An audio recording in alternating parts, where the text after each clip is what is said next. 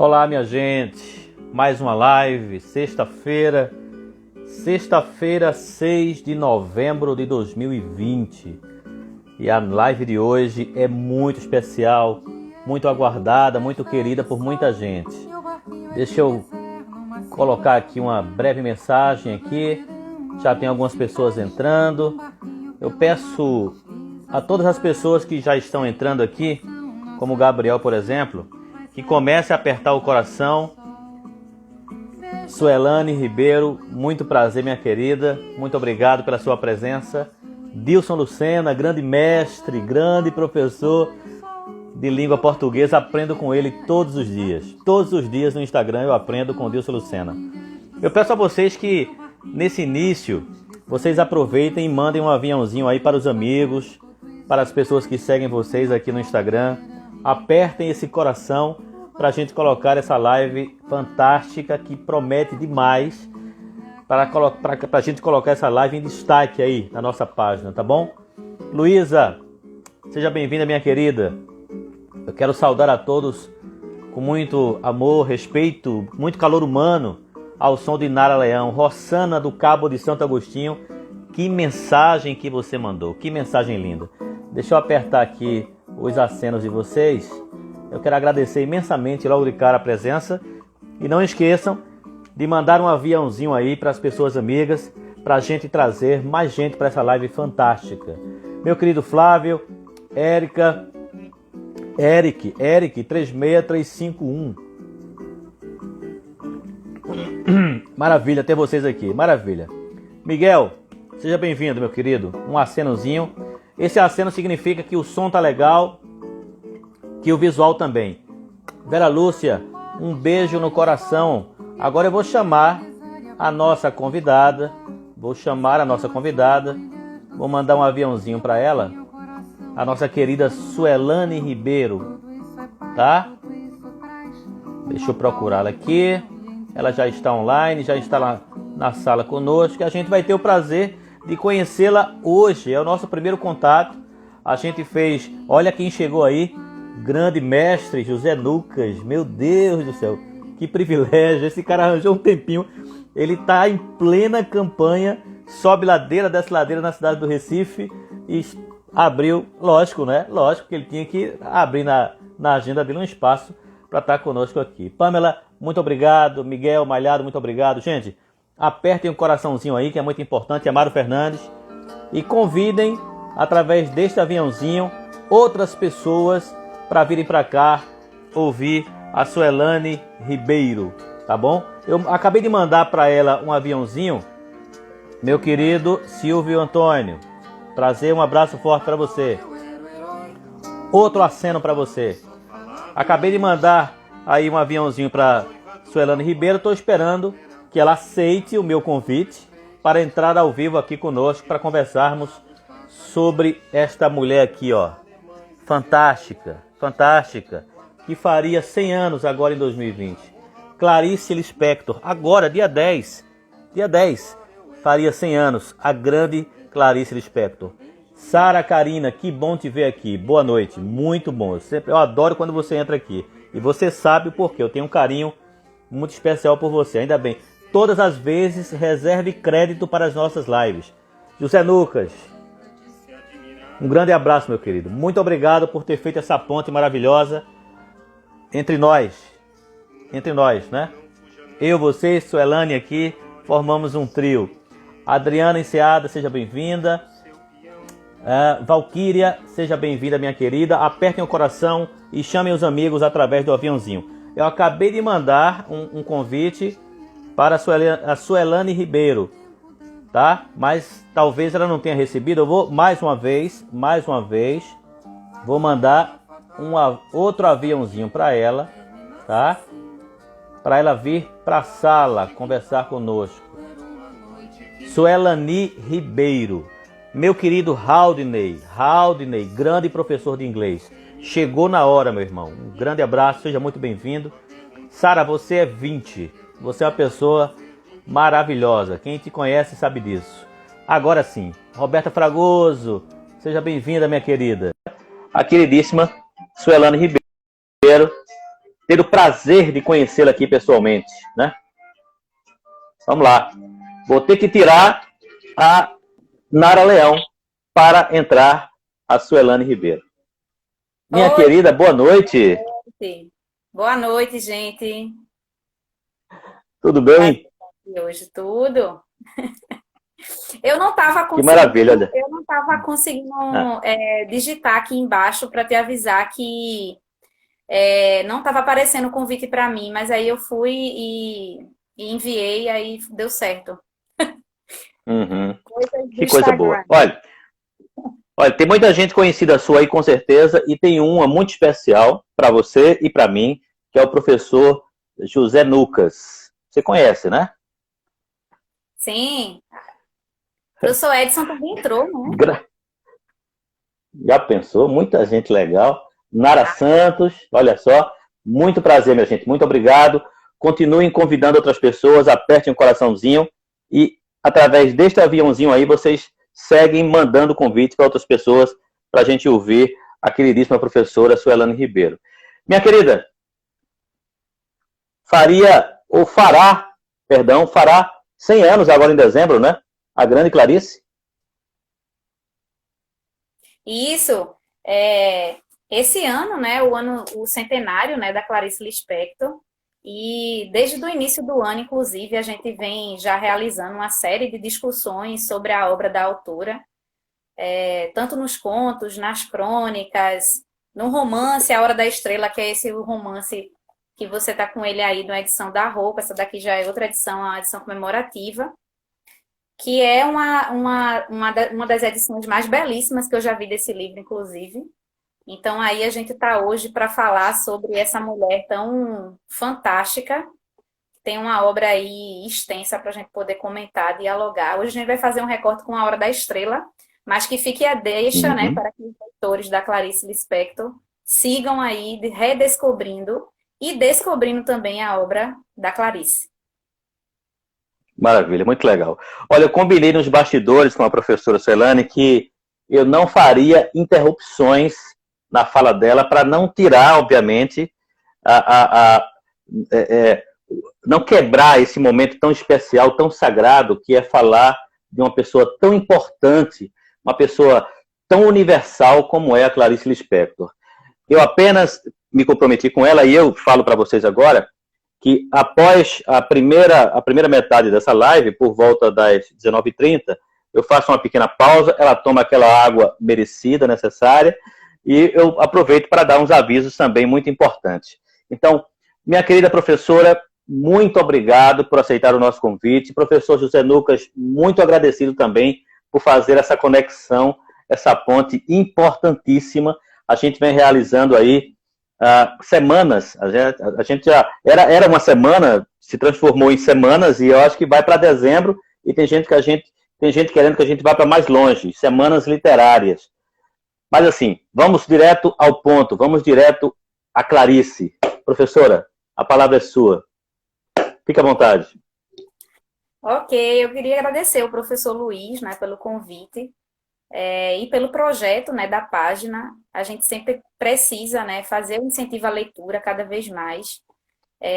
Trabalhar também com autores que fazem parte dessa realidade, né, do Brasil. A gente às vezes pensa na literatura também como algo longe. Então a gente tem que trazer essa literatura próxima para a gente. Ela é algo cotidiano, como já dizia Antônio Cândido, é um direito da gente, a literatura. E a gente precisa fazer jus a esse direito, né? Que é o direito, não é, de ter contato com o texto literário, que é um texto artístico. Então, gostaria de agradecer ao professor, gostaria de parabenizar pela página. Eu sou Suelane, sou professora de língua portuguesa e de literatura, dou aula para a escola pública, bem como também para o ensino superior. A Clarice Lispector, ela é uma autora que muito me encanta, não apenas pela escrita, mas pela potência de mulher que foi a Clarice. Então, eu gostaria de iniciar, não é, essa live pensando em quem foi Clarice Lispector. Então, hoje, ler a obra de Clarice é também ler um pouco do que foi a Clarice como mulher, como, é, como essa mulher que representa para a gente, inclusive, né, essa potência, não só na escrita, mas também é uma mulher muito questionadora desse seu lugar no mundo. Então, a primeira vez que eu li a Clarice na escola, é, eu fiquei assim pensando, nossa, como é que esse romance, A Hora da Estrela, por exemplo, ele é muito próximo da realidade da gente daqui do Nordeste, né? Então, estão comentando aqui o It's Haldane está falando que o primeiro contato com a Clarice foi A Hora da Estrela, foi o meu primeiro contato também, inclusive. Naquelas leituras obrigatórias de vestibular, que geralmente, inclusive, frustram o aluno, né? Geralmente essas leituras de vestibular, elas causam algumas frustrações, porque elas são obrigatórias. Você está lá na adolescência, você que está querendo ler o que você quer. Obrigada, Sandra. Mas aí você tem uma descoberta com uma mulher que morou aqui no Recife, inclusive, né? A Clarice, ela nasce na Ucrânia. A família dela vem para cá, para o Nordeste, fugindo, inclusive, né, de algumas manifestações de ódio, né, que existia durante também a Revolução Bolchevique, etc. Então, a família de Clarice vem toda para cá. A mãe da Clarice, ela sofria de uma paralisia progressiva, isso influencia muito, inclusive, do que eu vou falar mais à frente, da Hora da Estrela. E a gente encontra esses traços da biografia da Clarice em vários momentos da obra dela.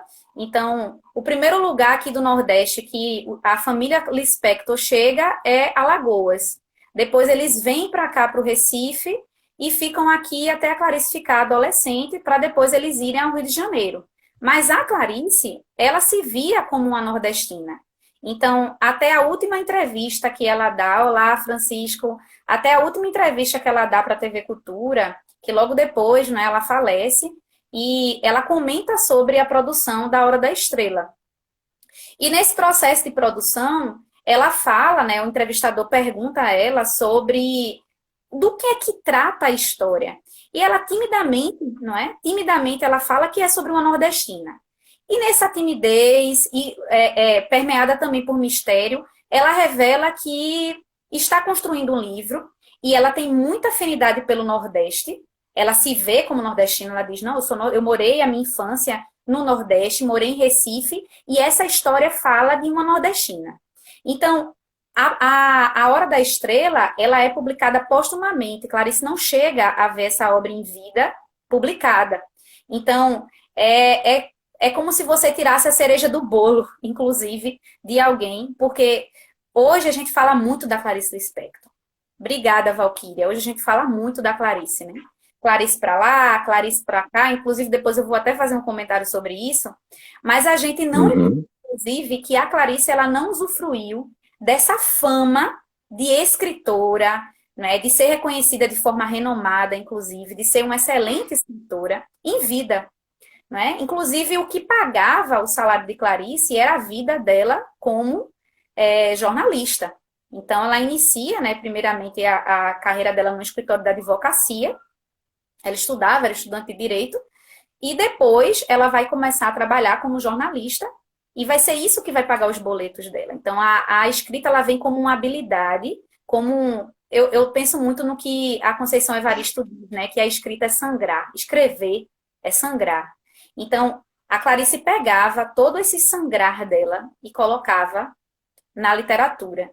Então, ainda né, na metade do século XX, ela publica Perto do Coração Selvagem. Então, assim, a gente tem uma autora com várias faces, né, dentro de todo um universo literário. Então, a gente tem uma Clarice romancista, uma Clarice cronista, a gente tem uma Clarice contista, e a gente vê um reflexo de uma mulher, né, dentro dessa escrita, uma mulher que precisa ser ouvida, né?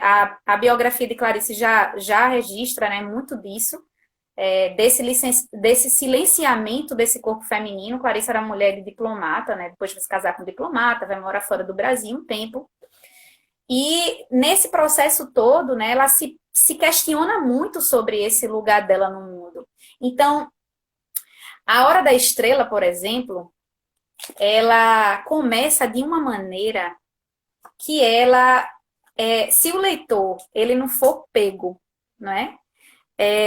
que está dizendo, inclusive nessa entrevista ela define essa obra como uma história que conta como uma inocência pisada, como uma heroína anônima, a Macabeia. Nossa, gente, Macabeia, tanta coisa para dizer dela. É bem isso mesmo nessa entrevista que ela dá à TV Cultura. Então, eu vou conversar com vocês sobre a Hora da Estrela, mas eu vou fazer alguns comentários e vou fazer algumas leituras de alguns trechos do livro. Porque aí serve para a gente também perceber a densidade da escrita de Clarice. Então, só uma notazinha assim para a gente pensar, é que quando a gente fala de Clarice Lispector e da Hora da Estrela, a gente tem que perceber que a ideia de Clarice não é só falar de uma nordestina, tá? A ideia de Clarice não é só falar de uma nordestina que vai para o Rio de Janeiro ganhar vida. O que tem na Hora da Estrela são camadas muito, muito mais densas dessa problemática, que é a problemática que gira e que circunda, né, a narrativa do texto. Então, a gente tem um mergulho em perspectivas altamente filosóficas em relação a esse sujeito no mundo.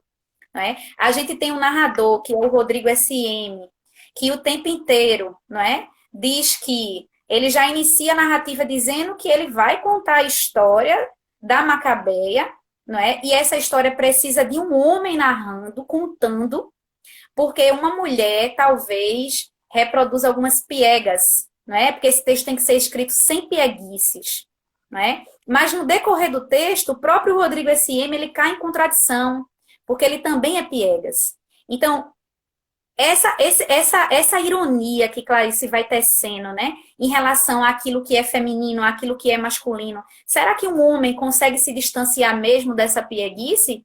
E aí coloca o Rodrigo S.M. para fazer essa narrativa, sendo que ele também reproduz as pieguices, não é? Então, isso é típico da Clarice. Isso é típico. Assim como, não é, uma característica que vocês já conhecem dela, que é a epifania, né? Um recurso estilístico da autora, né? Não só da autora, né? Outros autores também fazem isso, que é a epifania. O que é que seria a epifania? A partir de um acontecimento banal, eu estou aqui caminhando pela Avenida de Copacabana, pensando na minha vida e na minha relação comigo mesma, e de repente aparece um rato morto no meio do caminho, não é? E eu piso nesse rato. Nossa, a partir da pisada naquele rato, eu começo a me questionar sobre a existência de Deus e sobre por que é que Deus fez isso comigo. Então, o que é a banalidade aí? É você estar caminhando e você pisar num rato. Mas a partir desse rato morto, não é? Você questionar sobre a existência desse Deus e pensar por que é que Deus fez isso comigo, não é? Então, isso está no conto Perdoando Deus, da Clarice Lispector, em um dos livros dela. Esse conto é fabuloso, inclusive. Então, aqui na Hora da Estrela também começa com uma reflexão altamente filosófica. Altamente filosófica. Não é? Então, a narrativa se inicia assim. Tudo no mundo começou com um sim. Uma molécula disse sim a outra molécula e nasceu a vida. Mas antes da pré-história, havia pré-história da pré-história, e havia o nunca e havia o sim. Sempre houve, não sei o quê, mas sei que o universo jamais começou. Que ninguém se engane, só consigo a simplicidade através de muito trabalho. Enquanto eu tiver perguntas e não houver resposta, continuarei a escrever. Como começar pelo início, se as coisas acontecem antes de acontecer? Se antes da pré-história já havia os monstros apocalípticos, se esta história não existe, passará a existir. Pensar é um ato, sentir é um fato. Os dois juntos, sou eu que escrevo o que estou escrevendo. Deus é o mundo. A verdade é sempre o contato interior inexplicável. A minha vida, a mais verdadeira, é irreconhecível, extremamente interior e não tem só uma palavra que a signifique. Meu coração se esvaziou de todo desejo e reduz-se ao próprio último ou primeiro pulsar. A dor de dentes que perpassa essa história deu uma fisgada funda em plena boca nossa. Então eu canto alto, agudo, uma melodia sincopada e estridente. É a minha própria dor. Eu que carrego o mundo e a falta de felicidade. Felicidade? Nunca vi palavra mais doida inventada pelas nordestinas que andam por aí aos montes. Então, esses são os dois primeiros parágrafos do romance A Hora da Estrela, e eu tenho muita coisa para falar sobre isso aqui. Arthur, querido, um beijo. A primeira coisa, o questionamento sobre essa existência e esse surgimento desse mundo. A segunda coisa, o quanto é que a autoficção ela aparece como uma marca de Clarice. A gente está lendo isso aqui e a gente vai saber mais à frente que é o Rodrigo SM que está escrevendo isso. No entanto, você que conhece a vida da Clarice Lispector, e eu não estou falando isso, tá, gente? Não é para a gente primeiro pegar a biografia do autor para entender a obra, isso não existe. Não tem nada a ver uma coisa com a outra. Muitas vezes a gente ficou no ensino de literatura, para entender a obra a gente ia para a biografia do autor. Não é isso que eu quero dizer. O que eu quero dizer é que a narrativa da Clarice Lispector, muito embora ela coloque narradores para contar, muito embora ela ficcionalize esse poder da narração, a gente sabe que nessa ficcionalização tem muito dela. Muito, muito, muito, muito. A felicidade é um tema que aparece muito na Clarice. Então, o que é a felicidade clandestina, se não um questionamento sobre o que é ser felicidade? O que por exemplo, Banhos de Mar, aquela crônica belíssima que é narrada aqui, que fala de Olinda, dos banhos que a família da Clarice tomava antes do sol raiar, que era terapêutico, né? A família de Clarice era judaica, então acreditava justamente, né, que o banho era curativo antes do raiar do sol. Então, dentro dessa crônica, por exemplo, há um trecho que ela pensa que ela nunca foi tão feliz na vida dela quando ela foi criança, mas que aquilo acabou e se encerrou naquele instante. Então, essa busca pela felicidade, sobre aquilo que está dentro da gente, sobre essa infância que foi muito marcada também por tristeza, né? Que aparece também em Restos de Carnaval, quando a menina, outro conto da Clarice, quando a menina tá querendo se enfeitar de rosa e ganha a fantasia de rosa, né? De rosa de papel crepom, mas na hora que ela vai sair fantasiada, ela tem que ir na farmácia comprar um remédio para a mãe, porque a mãe tá passando muito mal. Então isso também é um conto, isso também é ficcionalizado, mas tem muita relação com a doença da mãe da Clarice. E aí ela se pergunta que toda aquela alegria que ela estava depositada naquela fantasia, parece que algo morreu no instante em que a tristeza chegou na casa dela e ela teve medo de perder essa mãe e essa mãe morrer. E ela teve que ir à farmácia, comprar esse remédio, e no caminho, não é? Na quarta-feira de cinzas, as pessoas jogando confete e ela pensando sobre o fim desse carnaval. Então, essa pergunta que ela faz aqui, felicidade, isso aqui é altamente clariciano, esse questionamento se essa felicidade existe. E a felicidade para a Clarice, ela existia quando ela morava aqui, no Recife, não é? E aí ela fala que nunca viu palavra mais doida, né? Isso no Rodrigo SM, tá? Inventada pelas nordestinas, que andam por aí aos montes. Então, quem são essas nordestinas a que ela se refere? Ela mesma. Clarice se via como nordestina, né? Clarice se naturaliza depois de muito tempo brasileira, né? Não porque ela não queira. O pai de Clarice tenta há muito tempo fazer isso, né? Fazer o processo, entra com várias documentações para tentar a naturalização da família aqui, mas é negado, né? Só depois que Clarice conhece o futuro marido dela, que tinha muita influência, é que ela vai conseguir essa naturalização. Mas quando ela está estudando lá no Rio de Janeiro, perguntam a ela o que ela é, onde é que ela nasceu, ela diz que ela é nordestina, ela diz que nasceu no Recife. Então era esse o lugar, né? Era esse o lugar de pertença da Clarice. Então, o A Hora da Estrela começa com esse questionamento sobre o surgimento da vida, o surgimento do mundo, sobre o que é que seria o sentir, o que é que seria o escrever, o que é que seria a presença de Deus no mundo, porque é justamente a partir daí que o Rodrigo toma coragem para narrar a história de Macabeia. Então, quem é Macabeia? Macabeia é uma nordestina que sai de Alagoas para trabalhar no Rio de Janeiro. E aí ela vai arrumar um trabalho lá de datilógrafa, certo? No entanto, esse trabalho da Macabé, que era um trabalho muito marginalizado, né? Macabé só tinha dinheiro para comprar cachorro quente, essa era a alimentação da Macabé. Tanto é que ela nem percebe que ela está doente, ela nem percebe que ela adoece.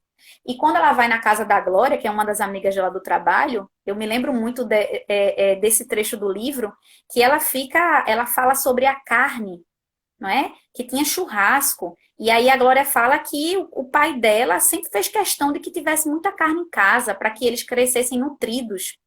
E nós que somos daqui do Nordeste sabemos que nós temos, inclusive, não é, um hábito muito carnívoro e a gente tem essa relação mesmo cultural com a carne, de se alimentar com a carne vermelha. Ah, esse menino tem que estar bem alimentado, tem que comer carne. Aí eu não estou entrando aqui em nenhuma discussão posterior que dá para viver sem a carne, não é isso, mas eu estou falando de um aspecto cultural da gente. Então, a Macabea, quando ela entra em contato com esse lugar, com essa fala da Glória, ela fica pensando que ela nunca teve direito àquilo.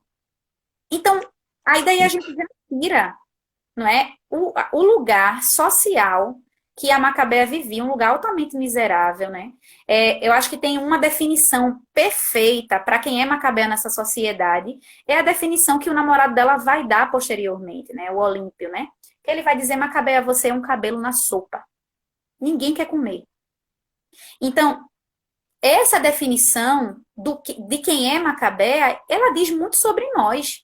Diz muito sobre o nosso lugar como nordestinos, como pessoas que saímos daqui na metade do século, no início do século XX, para trabalhar no sudeste do Brasil, no sul do Brasil, e sermos invisibilizados. Então, a história de Macabé é a história de muitos nordestinos, de muitas nordestinas. Então, quando a gente vê a Macabé o tempo inteiro pedindo perdão por tudo que ela faz e o que ela não faz, porque se o namorado dela trata ela mal, se Glória trata mal também, ela pede desculpa, é o tempo inteiro se desculpando de coisas que ela nem fez. Então, ela é uma mulher extremamente ingênua, que é uma vítima social, não é? De um processo altamente exclusivo que marginaliza essa figura nordestina no sudeste do Brasil. Então, qual é a grande ironia do romance, né? É justamente esse grande finale que a Clarice vai dar ao texto. E isso a gente vai falar um pouco mais lá na frente. Mas antes do Luiz me interromper, eu vou ler só mais um trecho aqui, que está na segunda página da Hora da Estrela, que aqui é muito clariciano, que é o Rodrigo SM que assina, mas é muito clariciano. Escrevo neste instante como algum prévio pudor, por vós, está invadindo com tal narrativa tão exterior explícita, de onde, no entanto, até sangue arfante de tão vivo de vida poderá, quem sabe, escorrer e logo se coagular em cubos de geleia trêmula. Será essa história um dia o meu coágulo? Que eu sei. Se há veracidade nela, e é claro que a história é verdadeira, embora inventada. Isso aqui é bem. Isso aqui é bem esta mulher, não é? Que brinca com seu processo de ficcionalização, que diz que essa história é verdadeira? É verdadeira, embora inventada. Então ela sabe o território da ficção que ela está pisando, né? Para justamente fazer com que você pense: será que essa história aqui, ela de fato aconteceu? Porque é isso que a literatura provoca na gente, né? Esse processo de reproduzir, né? Quando a gente reproduz, a gente está no processo de mimesis, a gente está mimetizando o real. Mas quando a gente mimetiza esse real, e sem falar de palavras difíceis, O que é o mimetizar o real? É imitar. A gente imita o real, a literatura imita o real. Então, nesse processo de imitação do real, quando é imitação, já é invenção. Então, o território da literatura é um território da ficção e não da realidade. Lembrem sempre disso. Muitas provocações nessa primeira etapa dessa conversa super gostosa, né? Muito leve também, mas muito provocativa, né? Sobre Clarice Lispector. E aí eu tinha combinado com Suelani para a gente fazer uma interrupção aqui, breve, rápida, porque a gente tem feito isso em todas as lives, para agradecer não só a presença das pessoas, agradecer imensamente, né, mas dizer que ainda dá tempo de vocês convidarem outras pessoas para esse momento, para a segunda metade. Podem utilizar o aviãozinho aí, ó, para convidar as pessoas. Apertem o coraçãozinho para dar visibilidade. Isso coloca em primeiro plano a nossa live. E para anunciar também que após a live, às 20 horas, que a gente encerra, a gente dá um intervalo de 5 minutos e retorna para fazer o sorteio dessa canequinha aqui, ó, Mania de History. Eu digo isso com muita felicidade porque são 3 amigos patrocinadores. 3 amigos patrocinadores. Um professor Girlândio, que é proprietário de uma agência de viagens, da Girtour, está aqui. Girtour é um cara extraordinário, um grande amigo. Meu mestre, meu querido professor e médico, Dr. Francisco Machado Manhães de Castro, que está na sala, está acompanhando a sua belíssima apresentação, né? Ele trabalha como médico, ele é clínico geral, mas ao mesmo tempo ele é um militante, ele faz educação e saúde e educação, tudo ao mesmo tempo, por diversos meios, inclusive pelo meio digital, pelo Instagram também. Programa de rádio, tudo, então, inclusive recebeu um prêmio muito importante de Frei Luiz Capio, lá em Barra, interior da Bahia, justamente por estar na linha de frente no combate à Covid-19, salvando vidas. Ele e uma equipe maravilhosa lá. E o meu querido amigo, Dr. Raul Manhães de Castro, professor da Universidade Federal, fez conosco uma live sobre o Pequeno Príncipe aqui na última quarta-feira. Foi muita emoção, a gente. Ele de Lyon, a gente daqui do Brasil e a gente chorando junto no finalzinho. Foi uma coisa, foi de arrepiar, foi maravilhoso. Então, eu agradeço imensamente a todos vocês e quero falar para vocês que, ao final, nós teremos sorteio de canecas, tá certo? Mania de History, patrocinadas pelos queridos Dr. Francisco, Dr. Raul e o meu querido Girlândio da Girtu. Mas, minha querida professora, eu repasso de novo a palavra, porque assim, eu peço desculpas, inclusive, às pessoas que entraram, né? Porque eu fiz essa interrupção, uma interrupção necessária, para que a gente pudesse ouvir, transmitir alguns recados importantes. Mas antes disso, registrar aqui a presença de Gabriel Lucas, que faz letras na Universidade Federal, a poetisa Luísa Saraiva, que mora em Gravatá e tem nos acompanhado nessas lives, né? Ivanete Alves, que está aqui, minha querida amiga, muito obrigado. Em breve o netinho dela, que é um grande leitor e já escritor, estará participando da Semana da Juventude aqui, uma semana literária só com jovens, falando sobre o que eles mais gostam de ler. Vai ser muito interessante. Bom, sem mais delongas, minha querida, vamos voltar para a Clarice, mais uma vez. Ok, Luiz, obrigada. Muita gente linda aí nessa live, viu? Tô só vendo aí. Muita gente sua, né? Muita gente sua, né? Eu tô vendo meus alunos aqui entrando, minha diretora aí, professora Sandra também. Que Pessoal coisa aí boa. clariciando, né? A gente diz que a gente claricia, né? Então, falando Verdade. inclusive sobre o clariciar, né? Que é um dos motes, né? Que a gente vê inclusive nas redes sociais, nessa edição aqui comemorativa, né? Que vem com alguns escritos da Clarice. Eu vou até mostrar para vocês aqui. Na verdade, a capa desse livro vem uma sobrecapa, é essa, né? Ela vem com essa capinha aqui, essas edições comemorativas. E aqui a gente tem essa edição maravilhosa, né? Que são com os rabiscos, né? Que a Clarice fazia. Inclusive, Clarice não era muito organizada, não, nesse processo de escrita, né? E aqui Há justamente a comprovação disso, que são algumas reproduções aqui, né, alguns simulacros dos rabiscos dela, que foram escaneados e colocados aqui, né, da produção da Hora da Estrela. Então, isso aqui se comprova, né, que é aqui a comprovação, não é, de que a gente tem uma escritora que pulsa, pulsa em pensamento aqui, ó. Então, o que é que era esse trabalho do processo de escrita da Clarice, né, da Hora da Estrela? E não só da Hora da Estrela, né, mas até do processo criativo mesmo da autora, né? Deixa eu só mostrar essa foto aqui, que essa mulher é muito linda, pelo amor de Deus. Linda É demais. isso. Essa é Então, a minha aqui, ó. inclusive, Luiz, o nome da minha filha é Clarice. Em homenagem a ela? Rapaz, o pior é que não era uma homenagem direta à Clarice, mas assim, eu olho para ela hoje e é muito isso. E ela gosta muito de Clarice, e ela se questiona por que é que Clarice tem o mesmo nome que ela. Ela não entende que é o contrário. Ela tem 3 anos. Coisa boa. E tem, inclusive, viu, gente? Vocês, parece uma diva do cinema, maravilhosa. Inclusive, tem edições infantis, né, para o público infantil da Clarice, contando a biografia dela, Hum, a coleção Antiprincesas.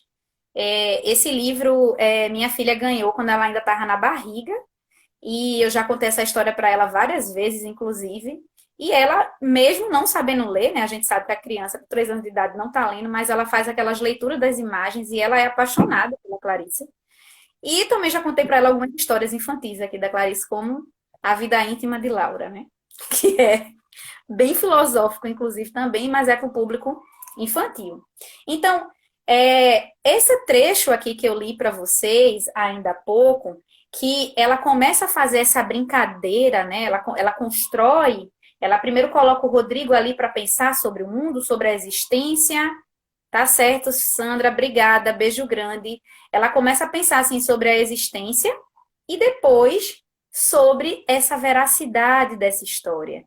E mais à frente, o Rodrigo começa a falar sobre como é que ele viu a Macabea pela primeira vez. Então, como é que é assim, trocando em miúdos, a narrativa da história, e a gente vai falar aqui um pouco dos spoilers, né? Macabea vai ao Rio de Janeiro, né? Tá órfã, vai trabalhar, não tem habilidade com muita coisa, acaba arrumando esse trabalho como datilógrafa, era uma péssima datilógrafa, inclusive, consegue alugar um quartinho em um subúrbio, e nesse quartinho ela divide, né, com outras meninas que passavam o dia inteiro trabalhando e tal, e ela também. Sendo que as meninas que dividem esse quarto com ela entendem a vida de outro modo, não é? Sabem do seu lugar, sabem que estão trabalhando, não entendem, por exemplo, por que é que ela é tão retraída, a Macabea, por que é que Macabea tem tanta vergonha das coisas, por que é que ela pede desculpa de tudo, por que é que ela não gosta de tomar banho, por que é que ela guarda um pedaço de frango debaixo da cama e come aquilo de madrugada e não lava. Então, uma marca, né, um registro da Macabea era aquele dedo de gordura no papel datilografado que ela entregava para o chefe, que ele tinha um horror a isso, né? Então, ele acaba não pagando para ela um salário que ela deveria ganhar e vai deixando ela por lá, né? Vai deixando ela por lá, vai deixando ela por lá. Então, a gente pensa da seguinte, está dando show da obra da Clarice, obrigada. A gente pensa o seguinte, que quando a gente vê essa representação dessa personagem que tem um emprego marginalizado dentro de um escritório, que só tem dinheiro para comprar um cachorro quente, a gente vê a situação da nossa população, né, sendo também marginalizada. Então, essa representação de marginalização, o próprio relacionamento da Macabea, né, ela conhece o Olímpio de uma praça, eles começam a namorar, aquele namoro estranho, ele conversando sobre prego, né? Conversando sobre a vida, e Macabea vai falar sobre prego. Não tem o que conversar, você já viu parafuso? Macabea não tinha assunto, não é? Macabea não tinha assunto, mas tinha uma ingenuidade profunda, uma pureza no olhar imensa. E vai ser justamente esse olhar perdido da Macabea que vai chamar a atenção do Rodrigo. E aí o Rodrigo vai querer contar a história dela. Nesse processo todo na narrativa, a Glória rouba o namorado da Macabea. E aí rouba não é porque fica afim do namorado, não. O roubar aí, entre aspas, tá? Ela vai ficar com esse namorado da Uhum. Macabea, sendo que ela vai ficar porque a Glória, ela tinha um hábito de ir à cartomante. Então, a cartomante faz uma previsão para ela que diz que ela tem que pegar o namorado de uma amiga. E aí ela pensa que é o Olímpio. Nesse processo todo, a Glória pergunta para a Macabea se ela não queria ir na cartomante, e até incentivar a Macabea em cartomante, e ela vai. Quando chega lá, sai uma mulher chorando, não é? Sai uma mulher chorando da cartomante, em prantos, e a Macabea entra. Ela entra na sala e isso fica maravilhosamente lindo, não só na escrita, como na adaptação do cinema, que é de 1985, né? A gente tem um filme A Hora da Estrela, de 1985, com direção da maravilhosa Suzana Amaral, que inclusive faleceu há pouco tempo, não é? É um filme premiadíssimo, né? A Hora da Estrela. E Verdade. quem faz essa cena Está liberado no YouTube, para quem quiser assistir, né? está liberado no YouTube. Eu já assisti esse filme, eu acho que no mínimo umas 15 vezes. E aí mando o link para os meus alunos, coloco lá, assim, minha gente, olha, a representação desse filme, a adaptação da obra para o cinema ficou muito boa, muito boa. Então, quem faz essa cena no filme é a Fernanda Montenegro, né? A cena da cartomante. E aí ela fala para Macabea, isso no filme, não é? Que ela vai encontrar um gringo. E esse gringo vai passar por ali e ele vai se apaixonar por ela. Então a Macabea sai tão destrambelhada, assim, tão encantada, né? Pensando que, nossa, finalmente, né? Eu vou receber flores, né? Eu vou receber flores, finalmente eu vou encontrar esse amor. E aí, quando ela vai atravessar a rua, ela morre atropelada. Esse é o grande finale, né? E eu vou comentar por que é um grande finale da Macabeia. Então, o que é que aconteceu? A cartomante trocou as previsões, não é? A mulher que saiu anteriormente, ela ouviu da cartomante que ela iria ser atropelada por um carro assim que ela saísse dali. E a Macabeia recebeu a previsão da outra, do gringo. Então, a cena da morte de Macabeia é a coisa mais preciosa que existe nesse livro. Macabeia não teria uma outra hora de estrela se não fosse na morte. E é fantástico, e eu vou ler para vocês, inclusive, mas antes de chegar lá, nesse desfecho, não é? Um grande finale perfeito, e inclusive isso na entrevista é perguntado a Clarice, né? Sobre o desfecho dessa história, diz, eu não vou contar, e aí ela fala que aí ela morre. Seria muito engraçado se ela morresse.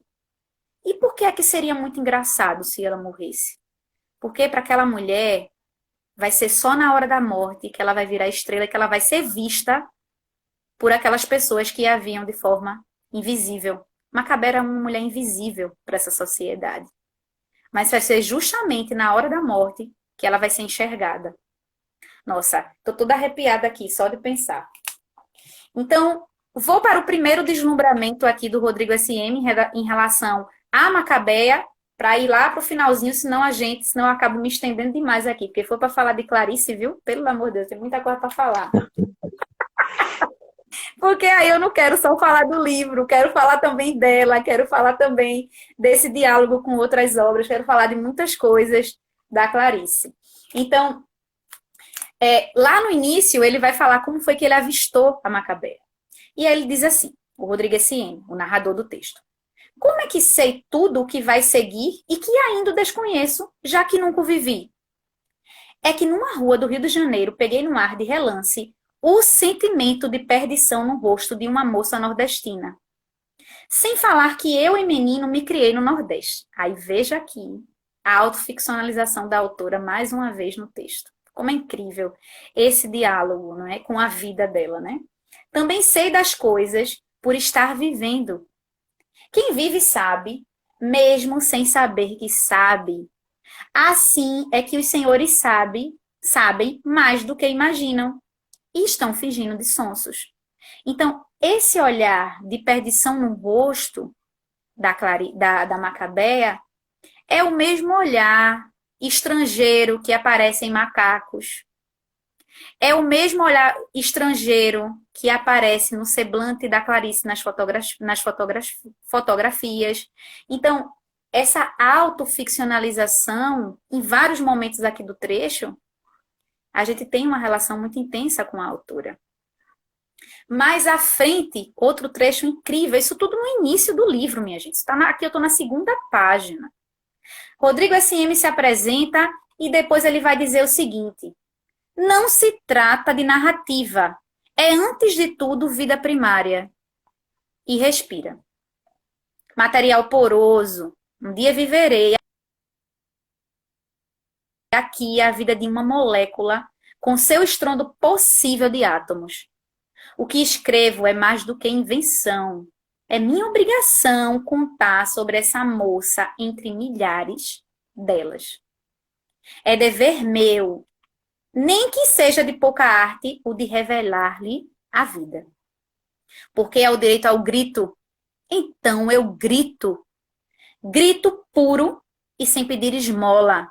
Sei que há moças que vendem um corpo, única posse real, em troca de um bom jantar em vez de um sanduíche de mortadela.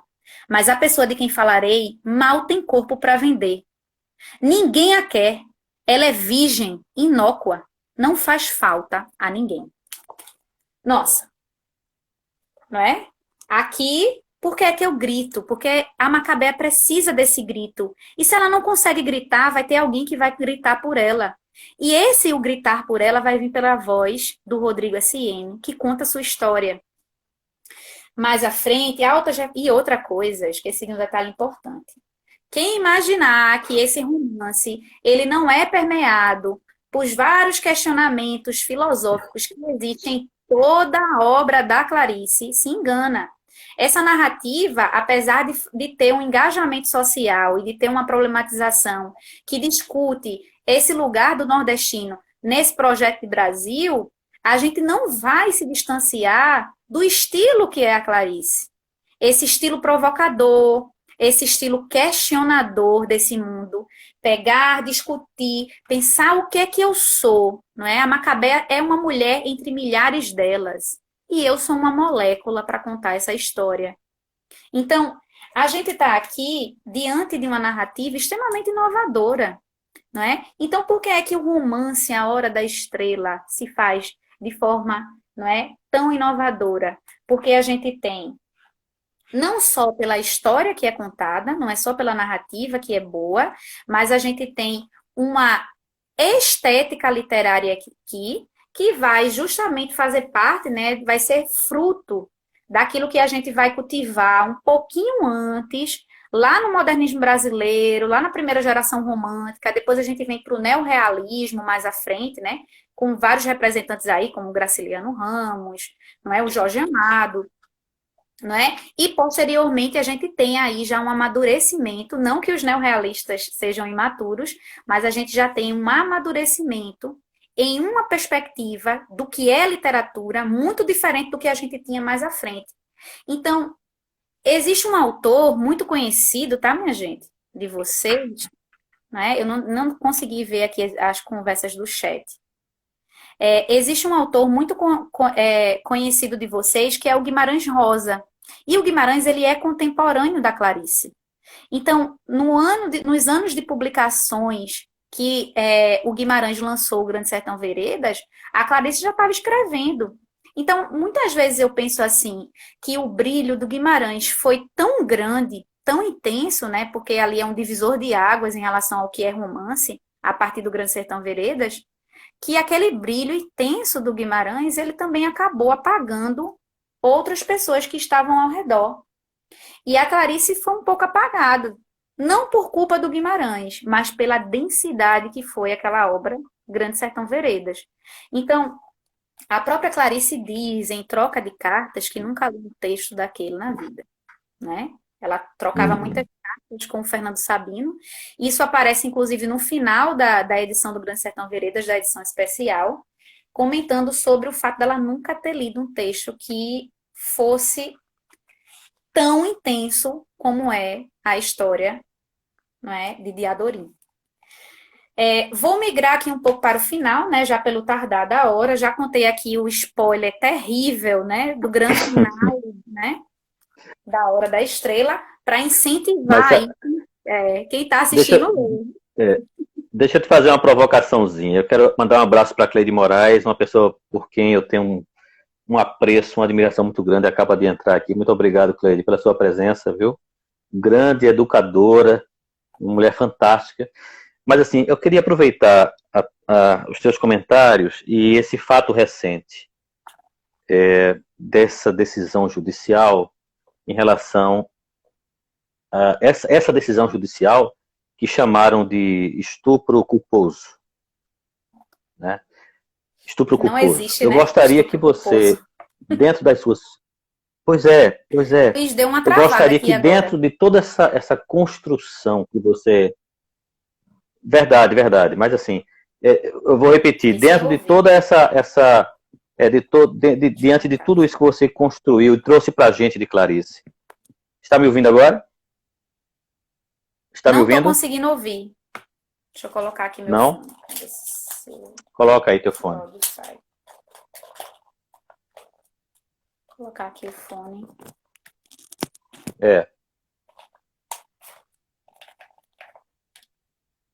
Estamos na reta final, tá? E agora, tá melhor? Continua sem ouvir. Então, eu vou passar a palavra para você. Para você ficar à vontade. Mas se você estiver me ouvindo, eu gostaria que você fizesse uma ponte entre o legado de Clarice. Ana Luísa, tu pode digitar aí para mim, isso aí? Entre o legado de Clarice e essa Luiz, decisão eu vou entrar e sair judicial. novamente. Para ver se... Eu vou entrar e sair. Bom. Deixa eu sair daqui. Tá bom. Eu tô te ouvindo bem, mas tudo bem. Não, eu vou entrar e sair novamente para ver se meu áudio volta. Tá ok. Meus queridos, estamos conversando com Suelani Ribeiro. Ela é professora. Ela fez um trabalho conosco agora. De uma certa forma, a gente antecipou, né, a comemoração aqui dos 100 anos de Clarice Lispector. Ela dissecou para a gente essa grande obra, A Hora da Estrela, maravilhoso, né? E estamos nas considerações finais, e justamente nessas considerações finais, Haldney disse que estava ouvindo legal. Não sei se a Ana Luísa estava ouvindo. Estavam os dois? Ouvindo os dois? Pronto, mas ela está voltando agora. E aí? Está me escutando? Estou ouvindo.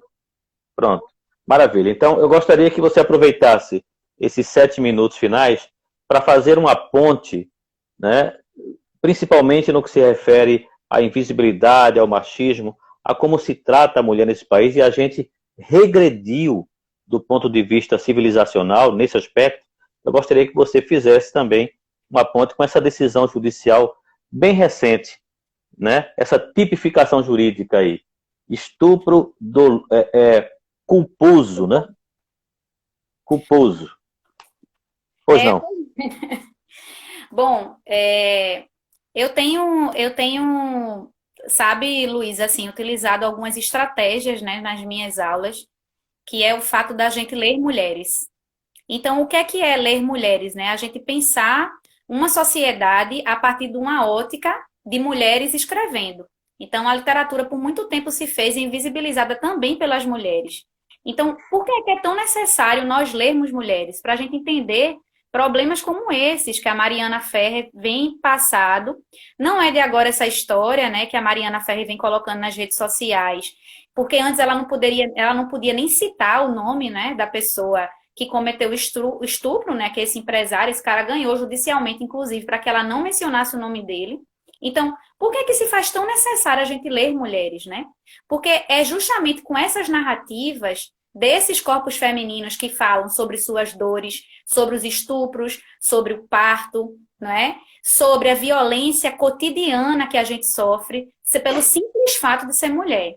Então, a gente vê um judiciário altamente, né, comprometido com o estuprador, não é? E isso faz com que a gente repense, inclusive, né, sobre a nossa postura na sociedade. Então, existem várias formas de a gente combater isso, não só quando a gente se forma como sujeito social, de forma alguma não é só assim, mas nas nossas práticas cotidianas. De que forma você trata as mulheres que estão perto de você? Não é? De que maneira você trata a sua mãe? De que forma você trata as suas namoradas? De que forma você trata a sua filha? Não é? Então, é pelo discurso do machismo, você mulher ou você homem, que você faz com que essa sociedade seja construída. Então, nós, como pessoas, não é, que vivemos em um país que deveria, não é, ser taxado de um país seguro, mas que não é, nem para a população preta, nem para a população indígena, muito menos para as mulheres. Então, a gente tem que pensar que a gente pode mudar, não é, as nossas estratégias quando a gente pensa diante do machismo. Reconhecendo onde existe o machismo, o primeiro passo é reconhecer o machismo, e a segunda coisa é a gente valorizando o que é que tem de feminino na gente. A gente tem a nossa natureza aí como uma grande mãe, nos dando alimentação todos os dias, cuidando de nós, e como nós tratamos essa natureza, essa mãe que está ali gerindo e parindo para a gente? Por que é que a gente não lê autoras? Por que é que a gente passa o século XVI, XVII, XVIII, XIX, para no século XIX a gente vir falar sobre Maria Firmina dos Reis, a primeira romancista preta desse país, o primeiro romance que fala sobre o abolicionismo no Brasil, quando nem se falava em abolição. Então, onde é que estão essas mulheres? Então, resgatem essas escritoras. Leiam mulheres brancas, leiam mulheres pretas, leiam mulheres indígenas. Essas mulheres estão produzindo o tempo todo. Aqui em Pernambuco a gente tem vários nomes, inclusive duas, né? Que foi agora para o Jabuti, que é a Bel Puan, está entre as 64 finalistas para o Jabuti, com o Lutar é Crime, que é um livro pedrada na gente, que a gente pensa sobre essa violência da mulher preta, não é? E a gente tem a Cida Pedrosa, poeta, não é? Poeta que está aí o tempo todo na militância, defendendo, inclusive, sobre esse corpo feminino. Então, a gente precisa... Inclusive, eu divulguei aqui, o padre Reginaldo Veloso mandou para mim essas informações que você acaba de reforçar agora, e eu divulguei aqui. O padre Reginaldo Veloso, que inclusive está me devendo uma live também, mas ele está se recuperando de uma cirurgia, está perdoado, está perdoado. A minha querida, olha, nós temos 3 minutos. Eu também escrevo. Não, exatamente. Nesses 3 minutos, por favor, fale do seu trabalho, porque eu acho que é importante que as pessoas te sigam aí no Instagram e tenham acesso à sua obra literária. Por gentileza, vá, aproveite o momento. É muito importante. Eu vou pegar aqui meu livro para mostrar para vocês. Esse foi o último livro que eu publiquei, que é o Fruta Verde. É um livro de poemas que fala sobre o gestar, né? Inclusive é uma parte inédita assim, da literatura, né? Porque fala sobre a gestação em forma de poesia, sobre o parir, né? O parto natural, e sobre o pós-parto. E esse período do puerpério, né? Que as pessoas acham que dura 40 dias, mas que na verdade dura mais de 2 anos e meio para a mulher sair desse puerpério. Olha aí que livro maravilhoso, O Mito da Beleza.